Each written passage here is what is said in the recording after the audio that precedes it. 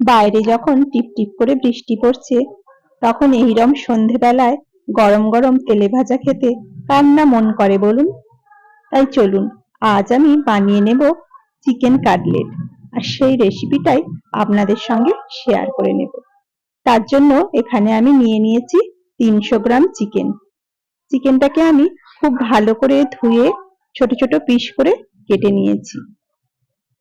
এখন আমি চিকেনটার সঙ্গে মিশিয়ে নিচ্ছি 1 চা চামচ আদা বাটা, 1 চা চামচ রসুন বাটা, হাফ চা চামচ স্বাদ মতো লবণ,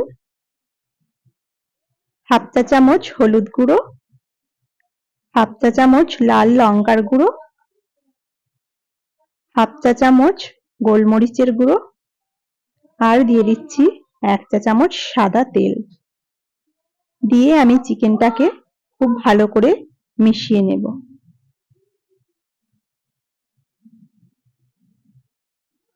চিকেনটাকে এইভাবে মিশিয়ে আমরা একটা প্রেসার কুকারে দিয়ে দিচ্ছি। চিকেনটাকে আমরা প্রেসার কুকারে ঢেলে দিলাম। তার সঙ্গে দিয়ে দেব ছোট ছোট টুকরো করে রাখা একটা আলু। একটা গোটা আলু আমি টুকরো করে নিয়েছি, সেটা আমি চিকেনটার সঙ্গে দিয়ে দিচ্ছি। এখন আমি চিকেন আর আলুটাকে কিছুটা জল দিয়ে সেদ্ধ করে নেব। আমি এখানে 1 কাপ মতো জল দিয়েছি, দিয়ে আমি 2টো সিটি দিয়ে সেদ্ধ করে নিয়েছি। দেখুন, আলু আর চিকেনটা খুব ভালো করে সেদ্ধ হয়ে গেছে। চিকেনটা গরম ছিল, তাই আমি এইভাবে একটা ম্যাশারের সাহায্যে আমি আলু আর চিকেনটাকে ম্যাশ করে নিচ্ছি। আপনারা চাইলে এটা হাত দিয়েও করতে পারেন, তবে সেক্ষেত্রে একটু ঠান্ডা করে নেবেন। দিয়ে আমি এইভাবে খুব ভালো করে চিকেন আর আলুটাকে মিশিয়ে নেব। দেখুন, চিকেন আর আলুটা খুব ভালোভাবে মিশিয়ে নিয়েছি। এখন আমি গ্যাসে একটা প্যান বসিয়ে দিচ্ছি। দিয়ে আমি এখানে দিয়ে দিচ্ছি 2 থেকে 3 চামচ সর্ষের তেল। তেলটা গরম হলে আমি এখানে দিয়ে দেব হাফ চা চামচ সাদা জিরে, গ্রেট করা 1 চা চামচ আদা ও 1 চা চামচ রসুন। দিয়ে আদা রসুনটাকে তেলের সঙ্গে খুব ভালো করে নাড়াচাড়া করে ভেজে নেব। তারপরে দিয়ে দেব একটা গোটা পেঁয়াজ। একটা বড় সাইজের আমি পেঁয়াজ কুচিয়ে রেখেছিলাম, সেটা আমি এর সঙ্গে দিয়ে দিলাম। এবার পেঁয়াজ কুচিটাকে দিয়ে আমরা হালকা করে ভাজা ভাজা করে নিচ্ছি। পেঁয়াজটাকে আমরা খুব বেশি লাল করে ভাজবো না, মোটামুটি হালকা লাল হয়ে ভাজা ভাজা হয়ে পেঁয়াজটা একটু নরম হয়ে এলেই পেঁয়াজটাকে আমরা নামিয়ে নেব। দেখুন, এইরকম পেঁয়াজটা একটু নরম হয়ে গেছে। এখন আমরা পেঁয়াজটাকে ঢেলে দিচ্ছি চিকেন আর আলু যে মেখে রেখেছিলাম সেই মিশ্রণটার মধ্যে। পেঁয়াজটাকে আমি তার মধ্যে ঢেলে দিলাম। তারপরে আমি দিয়ে দিচ্ছি 1 মুঠো ধনেপাতা কুচি, 1 চা চামচ গরম মশলার গুঁড়ো,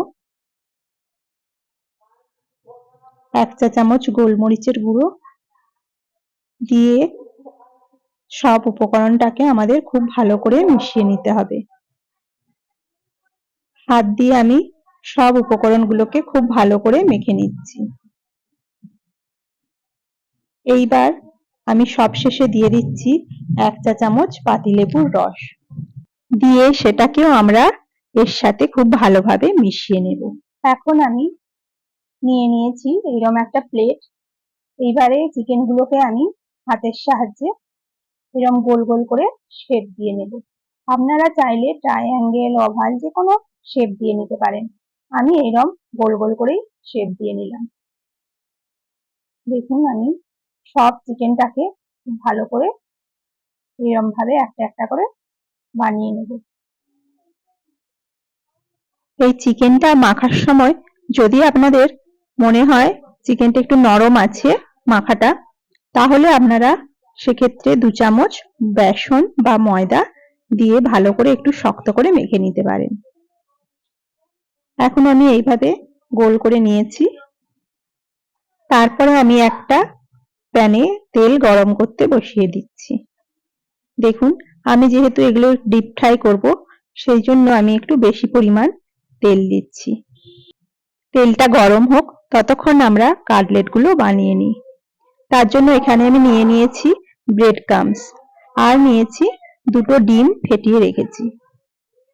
এইবারে এগুলোকে আমরা ডিমের গোলায় ডুবিয়ে ব্রেড ক্রাম্বসের উপরে রেখে এইরকম অন্য হাতের সাহায্যে আপনারা ব্রেড ক্রাম্বসটা উপরে ছড়িয়ে ছড়িয়ে ভালো করে দুপিঠে মাখিয়ে নেবেন।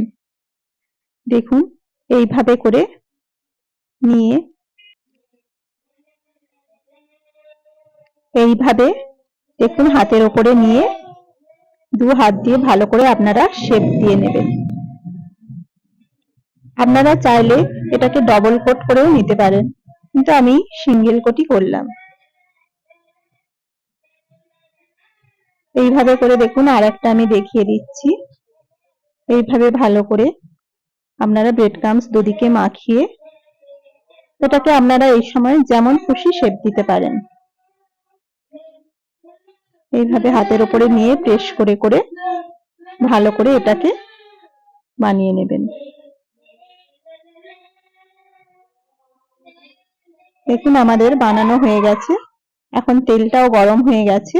এবারে আমি কাটলেটগুলো একটা একটা করে তেলের মধ্যে ছেড়ে দেব।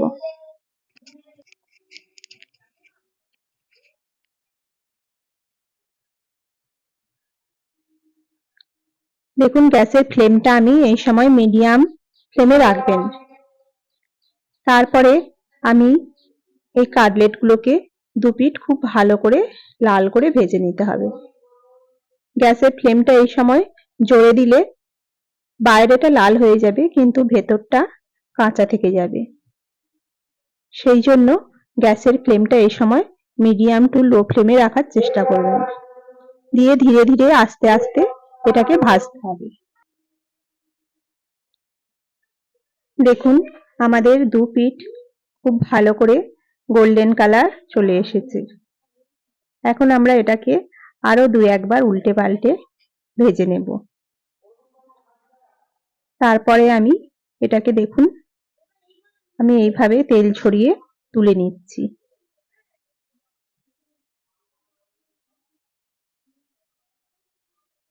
তারপরে বাকি কাটলেটগুলো আমি এইভাবে একইভাবে ভেজে নেব। দেখুন বাকি কাটলেটগুলো আমি তেলের মধ্যে একে একে দিয়ে দিলাম, দিয়ে ওই একইভাবে আমি ভেজে নেব। কাটলেটগুলো আমার ভাজা হয়ে গেছে। আমি এখানে সস আর স্যালাডের সঙ্গে গরম গরম পরিবেশন করব।